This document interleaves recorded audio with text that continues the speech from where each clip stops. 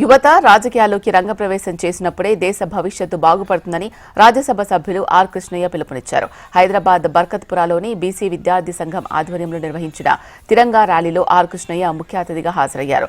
దేశ భవిష్యత్తు మొత్తం యువత చేతుల్లోనే ఉందని, ఎప్పుడైతే యువత చదువుల్లో రాణిస్తుందో దేశం ఆర్థిక అభివృద్ధి చెందుతుందని తెలిపారు. కొత్త తరం రాజకీయ రంగప్రవేశంలో యువత రాణించినప్పుడే దేశంలో అవినీతి లేని రాజ్య పరిపాలన సాగుతుంది అన్నారు. రాజకీయాలు రోజు రోజుకు దిగజారిపోతున్నాయి, భ్రష్టు పడుతున్నాయి. అందుకే యువత, ప్రత్యేకంగా పవిత్రమైనటువంటి యువత, నిస్వార్థంగా ఉన్నటువంటి యువత దేశభక్తి, జాతీయ భావాలు పెంచాలి, వాళ్ళ లోపల నాయకత్వ లక్షణాలు పెంచాలని ఈరోజు తిరంగ ర్యాలీని పెద్ద ఎత్తున జరపడం జరిగింది.